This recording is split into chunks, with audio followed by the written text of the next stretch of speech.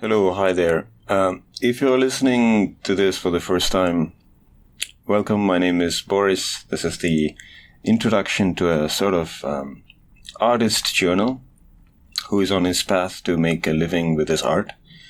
I talked about this in my previous podcast, so you might be listening to this on SoundCloud, but please know that I'm creating a playlist with all these podcasts about how I am on my journey to make a living as an artist and with my art, how to monetize art. And I wanted to be this sort of lab rat. So this is just the introduction part to give you the context, to introduce myself, and so that whenever I do other podcasts, which means we'll deal with different aspects of making a living as an artist, if you ever wanted to get my situation and where I live, like who I am and so on, like what is my educational background and so on. So this is the introduction to all that, so that I don't have to repeat that in all the other videos. The other videos will be focused on a specific topic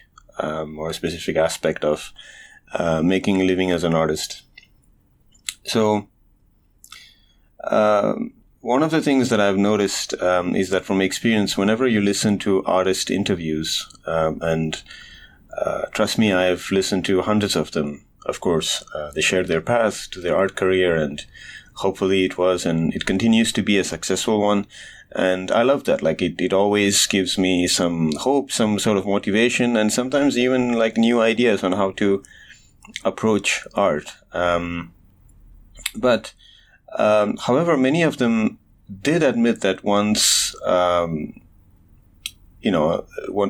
path becomes successful, which means when there's a gateway, let's take an example, because I'm an illustrator, let's take you want to become a comic book artist, and you met an editor, and then you sort of showed him a portfolio, and then they really ended up liking it, and then you got hired. So the moment when that happens, actually, so many people try that way that sometimes it feels like that path has been closed. And not only in like a comic book industry, I think in many different ways. Like I don't know, if you're trying to get work as an illustrator for like advertising agencies to do posters and stuff. Maybe, like you hear an interview about someone who has met a person working at the advertisement agency in an event, and then they just ended up exchanging like contacts, and then that's how they got hired. And then, of course, so what I'm saying is that all these things can be very helpful, but sometimes also very specific to their case. And it also, like, you always hear the success story after they've become successful. So I just felt like maybe there will be at least in my opinion, a novelty to hear someone who is actually sharing the process as they are in the middle of it. I'm going to say it. I want to be this sort of lab rat, and my reason why why I do this is let's get to the why afterwards. But so basically that was one of the reasons why I wanted to do this. So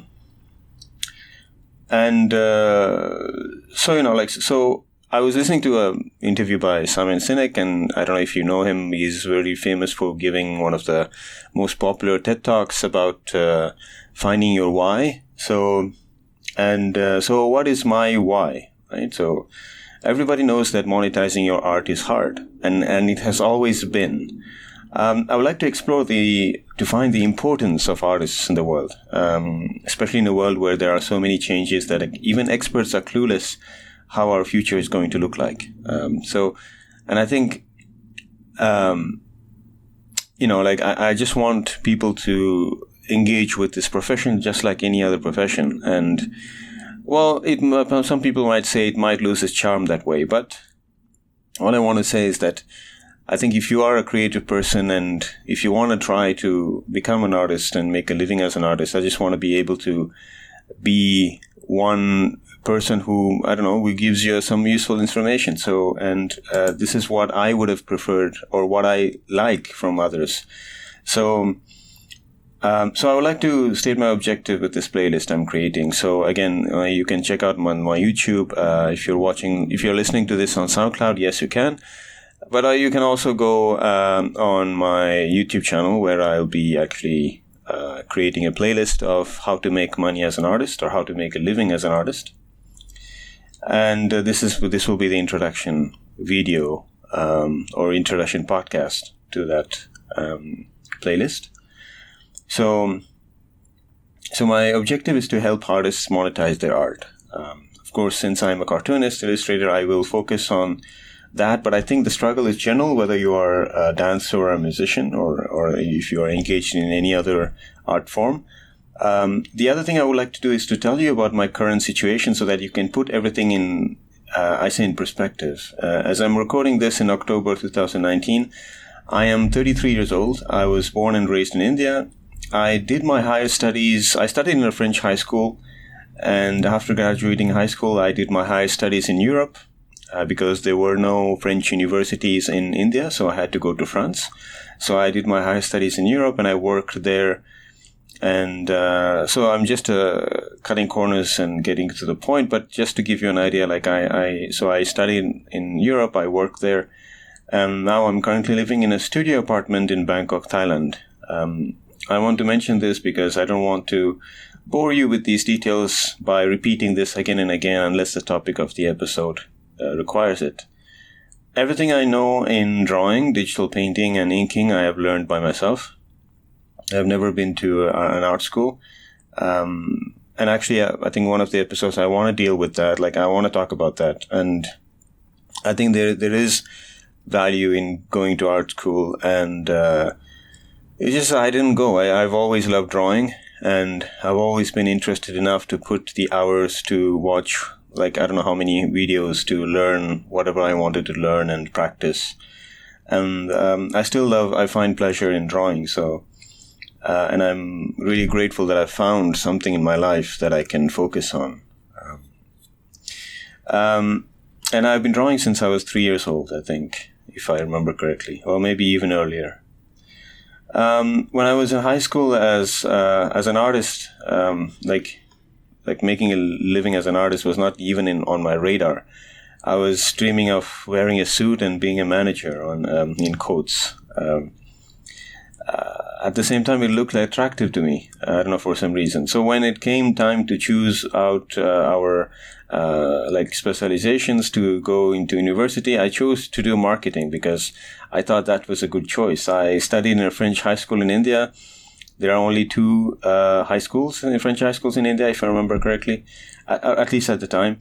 And since there were no French universities in India, after graduation, I had to go to France to do higher studies. I'm skipping a lot of details, but that's what I did.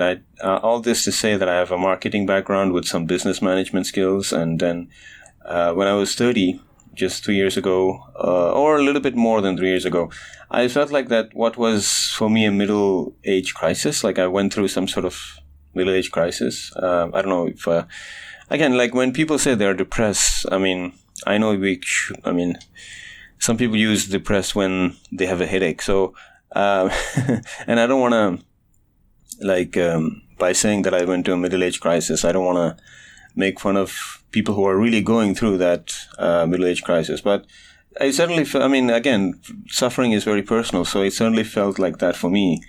I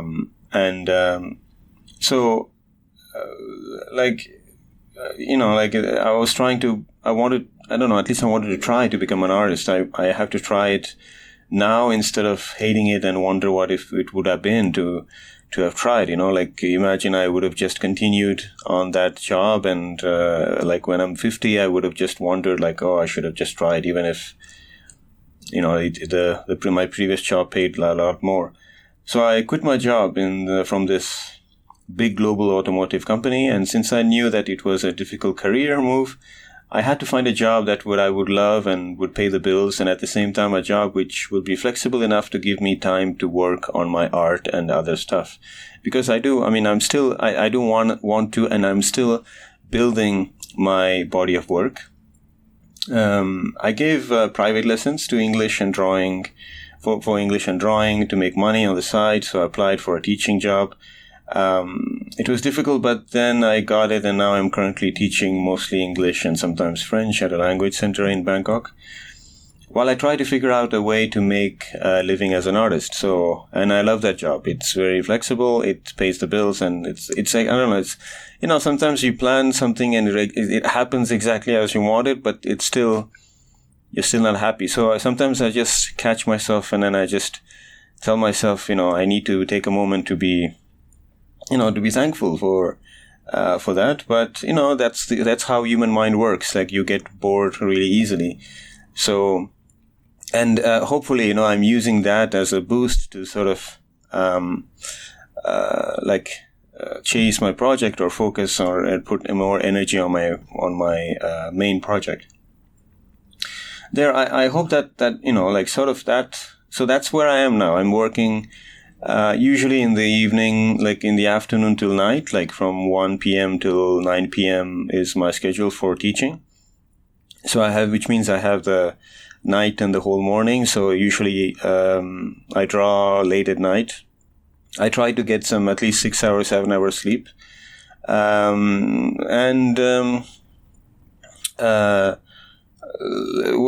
do I do? I just draw. I just try to. I always have something like an idea to draw, what to draw.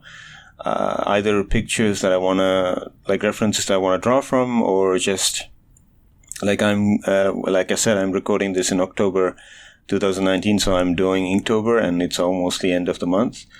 I want to continue like this sort of challenge of posting every day an illustration, but with some other themes. Like I was thinking, for example, for November, I might do like each day do a portrait of, or not a portrait, but like a drawing of one of my favorite comedians, but in alphabetical order. So I don't know, it's just some idea that I was thinking about. There, so that's the thing. Like, as I repeat, I live in Bangkok, Thailand, and it's a really great city. It's very safe. I like the weather. It's very warm. It's very cheap to live here. The food is really delicious. People are really nice, and I really love it here. So, and actually, I made the conscious decision to stay here after I quit my job here in, as I said, from that automotive company. And there, I hope, like I said, I'm skipping a lot of details, but if you have any questions about this introduction section, you could leave in the comment section. Then I hope that brings you up to speed to the situation where I am at the moment. So here on in the next episodes, I will track my journey in real time and hopefully teach you some things on what to do, or just fail miserably, but give you at least insight on what not to do. If you need details about my journey so far, I can respond if it doesn't touch on personal aspects, which are not, or if it's not too personal. And if I can answer questions if it's really relevant to the journey as an artist. So there you have it. I hope you have an image of my situation, and in case you don't, you can always come back to this introductory episode of this playlist to listen to this again. With that said, stay tuned for more episodes. So this is Boris for Sketchman Boris, or Sketchman Draws, which I've changed the name. And if you're listening to this on SoundCloud, this is only the audio version. Usually on the YouTube version, I throw in this podcast with some speed drawing or speed painting of something that I'm working on. So you can also go check that out. And I think, and please support, by subscribing to whether it's SoundCloud or YouTube channel. So until next time, this is Boris signing off.